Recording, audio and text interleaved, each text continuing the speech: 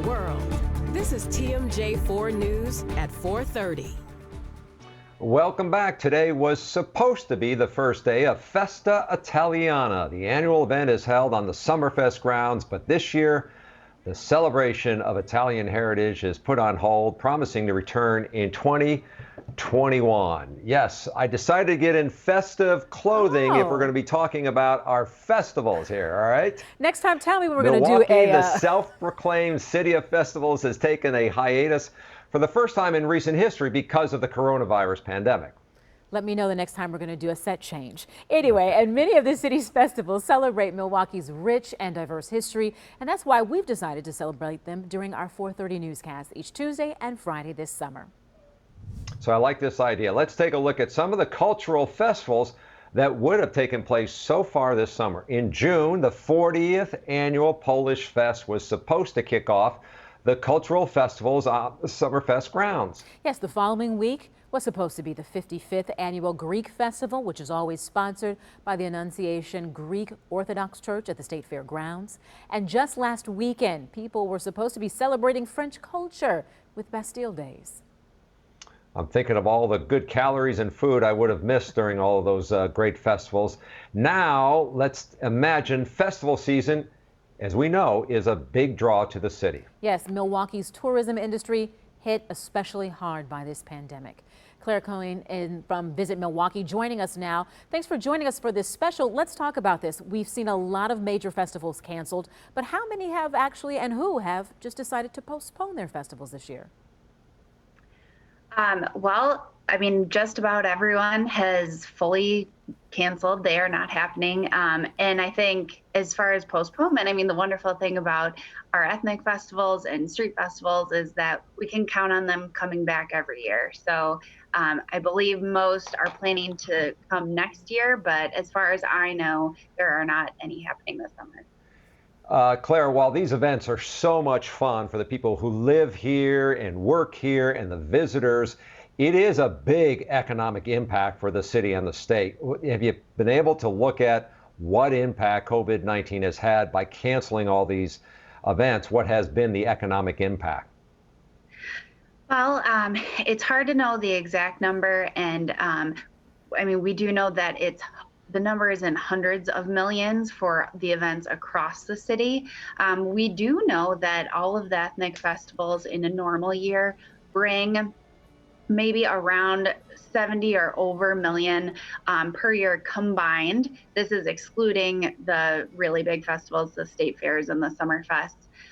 So we know it's in the multiple millions that Milwaukee, its small businesses, and its people are losing when each individual festival is canceled.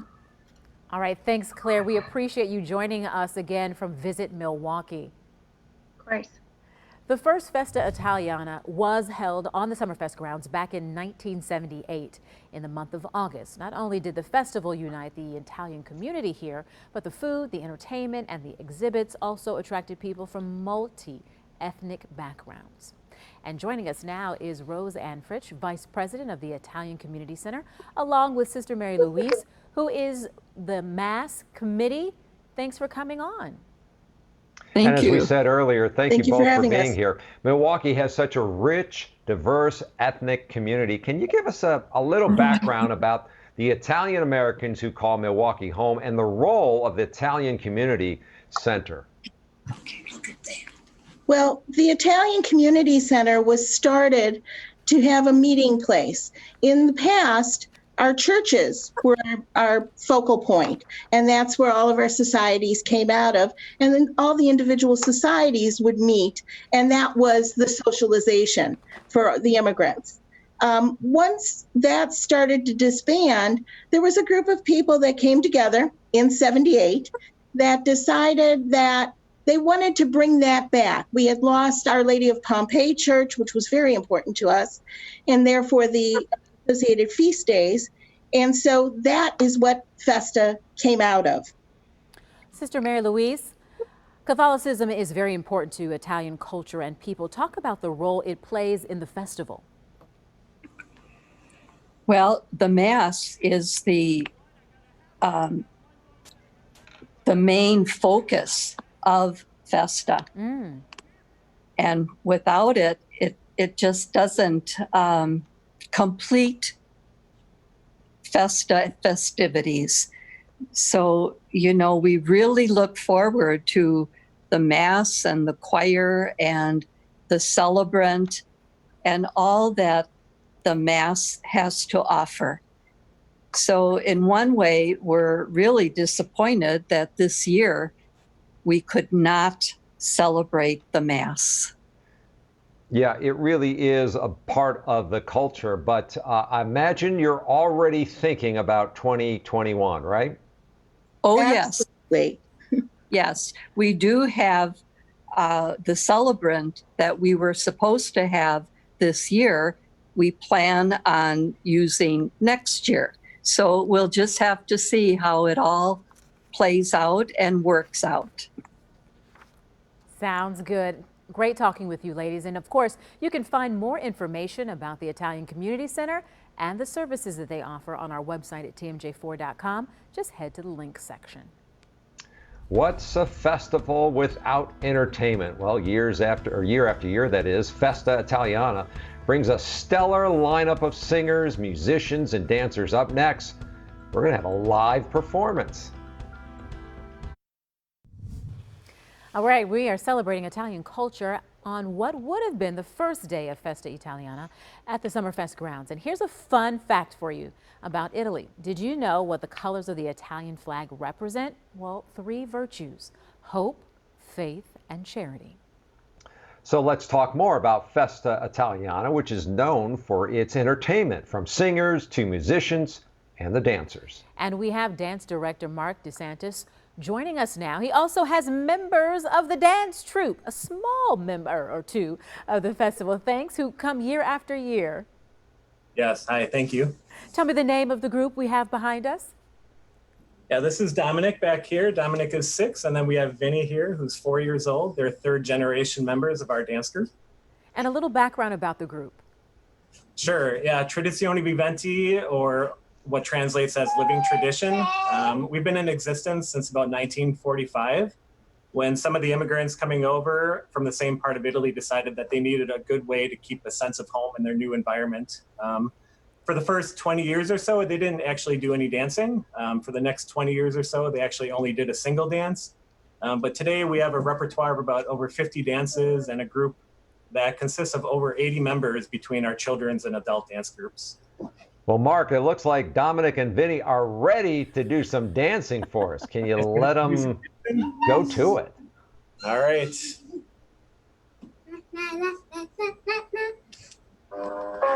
Okay, let's skip.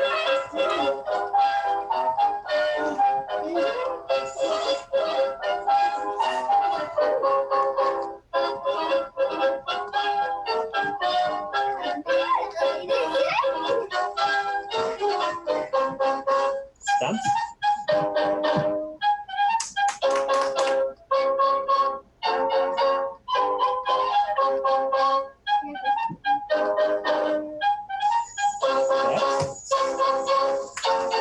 Spins and skips.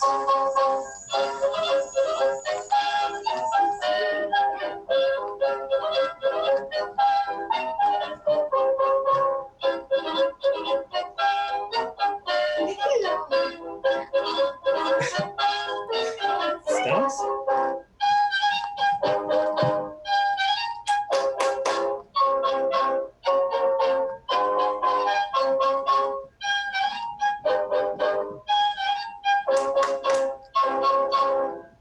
Mark, they are precious, and seeing them continuing with their culture and heritage is also a blessing. Thank you so much for joining us this afternoon and sharing your culture and your family with us. Thank you for having But us. before we go to break, Give them a high five for us. yes, it's still hot outside, so please be careful. Make sure you take a lot of water. Brian Goddard will be back with his forecast to detail all we need to know this weekend. We've been talking about Festa Italiana. Italy is very mountainous and has some rough terrain. Here's another fun fact about the boot-shaped country. Did you know Italy has more volcanoes than any other country in Europe, and almost 4/5 of its landscape is made up of mountains or hills. We are getting ready to experience another stretch of heat and humidity this weekend. And we can't get help but remember how warm it was last year for the start of Festa Italiana. Our Lauren Linder reports. The bands are marching, the music's playing, and the food, oh, the food. Festa Italiana is off to a strong start, except too hot! It's a scorcher out there, but 9-year-old Kylan Mern is finding a way to stay cool. It feels good. From mist fans and tents, this is perfect, to splash pads. Beating the heat isn't too difficult at the Summerfest grounds. Even Milwaukee County Transit lent its bus so people could chill in the AC. And officials are allowing people to bring in their own water bottles. This heat can be very serious, so yeah, I'm glad. For Megan Zanin, a dancer with the Italian dance group of Milwaukee, it doesn't help that her uniform includes wearing lots of clothes. But she says they don't overwork anyone. We do like an hour-long set, so we all take breaks throughout the show. We make sure that no one does too many dances. The thing is, there's just something about this festival that draws a crowd. It's the best food of all the festivals. This is the largest Festa Italiana in North America. It's got premier grounds, premier venue. No other city can compare with it. Some hot weather wasn't going to stop them because they know we'll be back in a tundra before we know it. We're in God's country here right now. This is the heartland. This is Wisconsin. So we have 4 seasons just like God designed them. But sometimes they all come in one day. Sitting in traffic and Or TV. oh, hi everybody, sorry. I'm here. I hear beeping in my ear. I'm sorry. I'm sorry. I hear beeping in my ear. We have temperatures in the mid to upper 80s today. It's about 10 degrees warmer than yesterday. And I'm breaking a sweat just standing here because the dew points are up as well. Heat advisory in effect for tomorrow from 1 until 8. 103. 98 to 103 tomorrow. That's in the shade. You're out in the sun.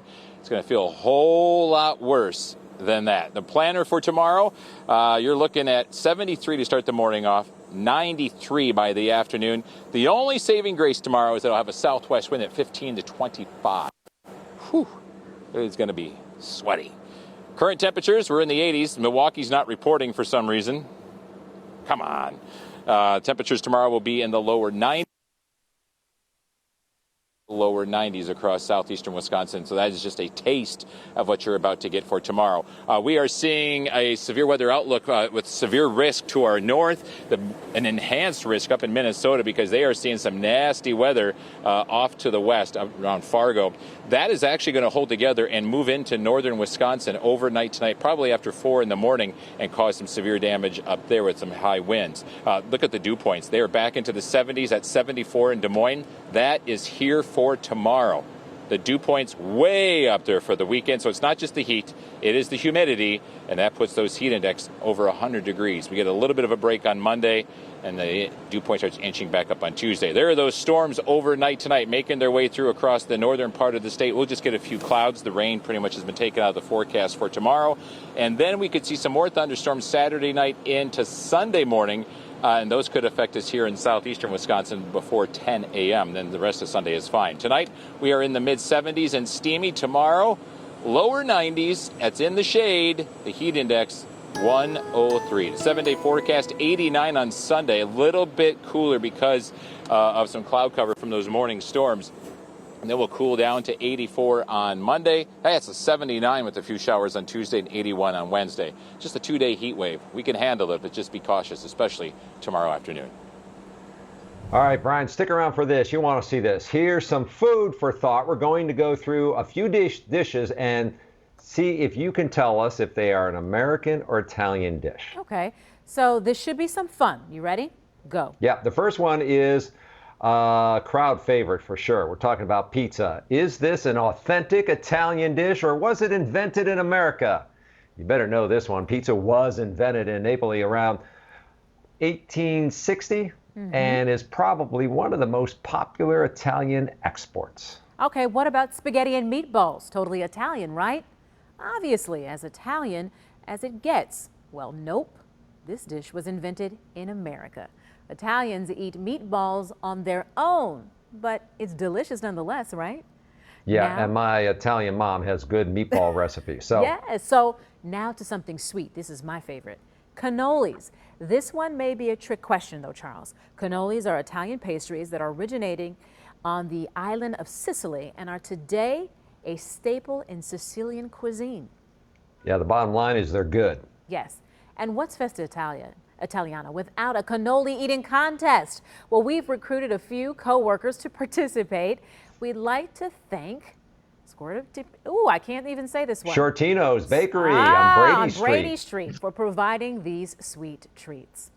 All right, so you guys are going to have about a minute here to eat as many cannolis as you can. You're very lucky that Brian Goddard, yeah, hold him up there. You're very lucky Brian Goddard's not participating in this. How many's on the plate? The winner, by the way, will get a week off. Oh, wait, I didn't clear that with management. So, all right, here we go. Are you ready? Get set.